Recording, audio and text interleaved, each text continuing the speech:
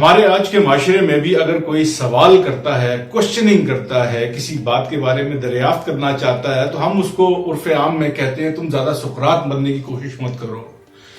سقراط کی یہ جو مثال دی جاتی ہے یہ عرف عام میں ایک طریقے سے صحیح طور پہ دی جاتی ہے۔ ہزاروں سال پہلے گزرنے والا یہ فلسفی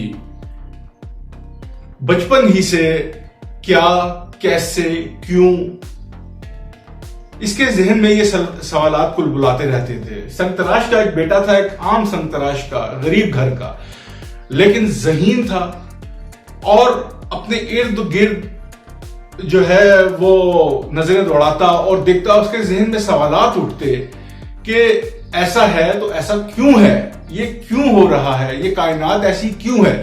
اس تحریک کو وقت گزرنے کے ساتھ ساتھ جس چیز نے مہمیز لگائی یا اس کو دو آتشہ کیا، وہ اناکساگورس نام کا ایک ماہر فلکیات تھا کہ جو یہ کہتا تھا اناکساگورس کہ یہ جو یونانیوں کو کہ تم جو جن دیوی دیوتاؤں کی پوجا کرتے ہو، جن سے تم مانگتے ہو، یہ تو ایگزسٹ ہی نہیں کرتی۔ اس چیز کو یہی سوال جو ہے اناکساگورس نے اٹھایا، اور یہی سوال اناکساگورس کی موت کا، یعنی اس کی موت کی اس کو سزا دی گئی اور پھر اس کو جلا وطنی میں کنورٹ کر کے وہ جلا وطن کر دیا گیا، لیکن اس کے ذہن میں یہ سوال یہ پیوست ہو گیا سقراط کے ذہن میں، اور وہ سوچتا تھا۔ یہی وجہ ہوئی کہ سقراط کی جو کوشچننگ کی جو ایک عادت تھی، کوشچننگ کرنے کی اور لوگوں کو ابھارنے کی، سوال کرنے کی، لوگوں کو پڑھنے کی، انسانوں کو پڑھنے کی، ان کے رویوں کو پڑھنے کی، ایک اس میں سقراط میں ایک کوالٹی تھی، اسی نے اس کو وہاں پہ فیمس کیا یونان میں۔ اور وہی اس کی ایک طریقے سے بجائے وہ کیا کہتے ہیں کہ ہم طالب شہرت ہمیں ننگ سے کیا غرض، بدنام کرنا ہوں گے تو کیا نام نہ ہوگا، تو یہی اس کی ایک بدنامی یا نیک نامی کا سبب بھی بنا۔ بدنامی اس لیے کہ جو رئیس اور عمرا لوگ تھے، جن کا ایک دھندا تھا، جو کہتے تھے اپنے انسیسٹر کا ایک مذہب ہے جو چلا آ رہا ہے، اس کو یہ برا بھلا کہہ رہا ہے شخص، اور نیک نامی اس صورت میں کہ اس کے فالوورز پیدا ہو گئے تھے، اور اس کو جس جرم کی سزا پاداش میں اس کو مقدمہ جس پہ چلایا گیا وہ بھی یہی تھی کہ اس نے بے دینیت پھیلانے کی نوجوانوں میں، خصوصاً کہ یہ نوجوانوں میں ایک باغیانہ قسم کی تحریک پیدا کر رہا ہے۔ اور جب یہ دیوی دیوتاؤں کے بارے میں یہ کہتا کہ جن کا ایگزسٹنس ہی موجود نہیں ہے، تم ان کو الہ یا ان کو کیسے ان کو مان سکتے ہو۔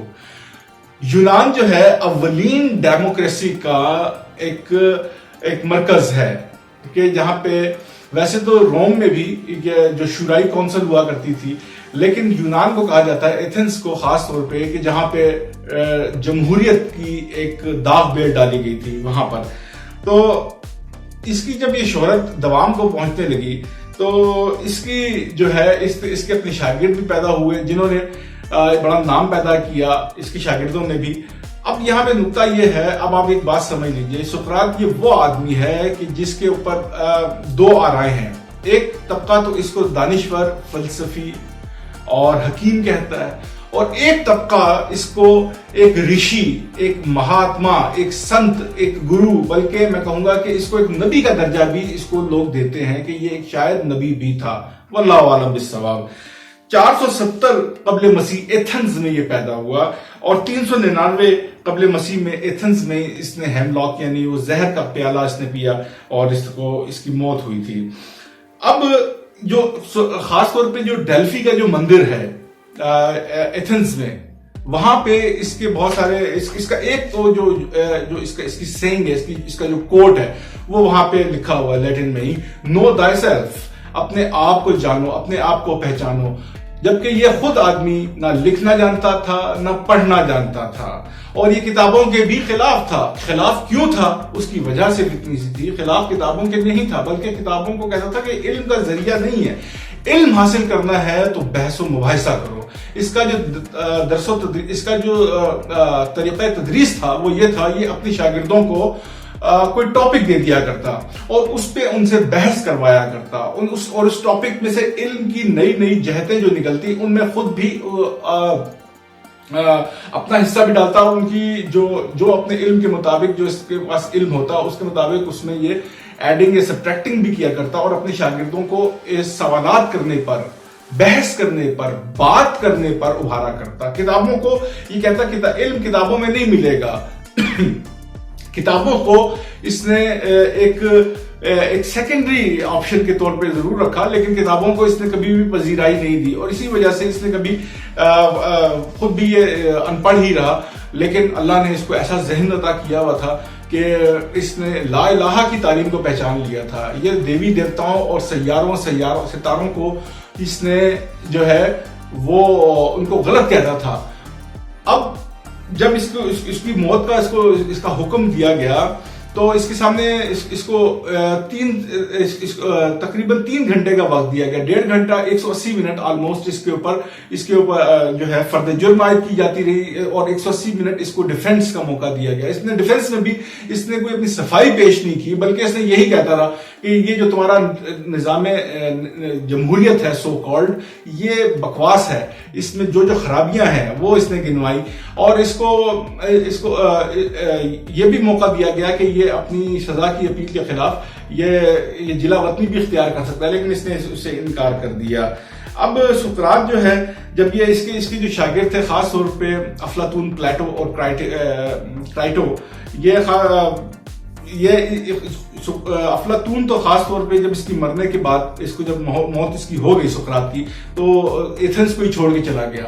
اور کرائٹو، اس کے جو آخری الفاظ تھے، کرائٹو کو یہ کہتا ہے کہ کرائٹو مائی فرینڈ، اس مرغے کا ادھار جو ہم نے کھایا تھا وہ ضرور ادا کر دینا.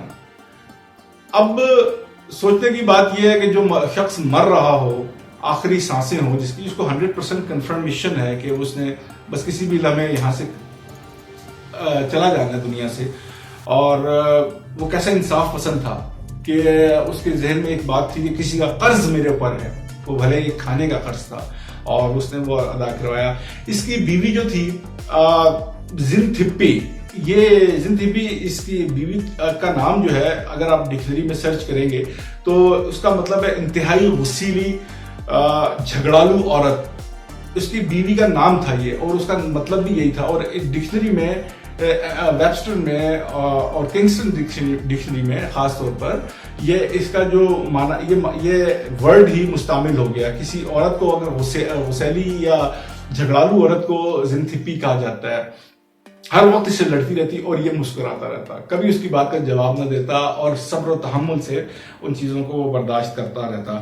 اس کو دعوت فکر دینے والا انیکزاگورس، وہ بھی اپنا چلا گیا وہاں سے، اور ایتھنز سے. اور سقراط کے اس کا جو افلاطون جو اس کا شاگرد تھا، وہ بھی 10 سال کے بعد واپس آیا. ایتھنز نے بڑے پیدا کیے، بڑے بڑے ذہن پیدا کیے. سقراط ان میں سے ایک تھا. اللہ جانے کون تھا، نبی تھا یا نہیں تھا، اللہ ہی بہتر جانتا ہے. لیکن جو اس کی تعلیمات ہیں وہ بہرحال لا الہ کی تعلیمات تھی، کہ وہ ظاہر ہے اس ٹائم اسلام تو آیا نہیں تھا. تو اس نے جو ہے، لیکن اس نے جو نو دائی سیلف والی بات اور اس طرح کی بے شمار کوٹس ہیں، اگر آپ ان کو پڑھیں تو اس میں حکمت اور دانائی کی ہمیں معلومات کا خزانہ ملتا ہے. یہی تھی آج کی ایک مختصر سی ویڈیو. امید ہے پسند آئی ہوگی. اگر پسند آئے تو لائک، شیئر اور سبسکرائب کیجیے گا. ملتے ہیں اگلی ویڈیو میں، تب تک کے لیے دیجیے اجازت. السلام علیکم ورحمۃ اللہ وبرکاتہ.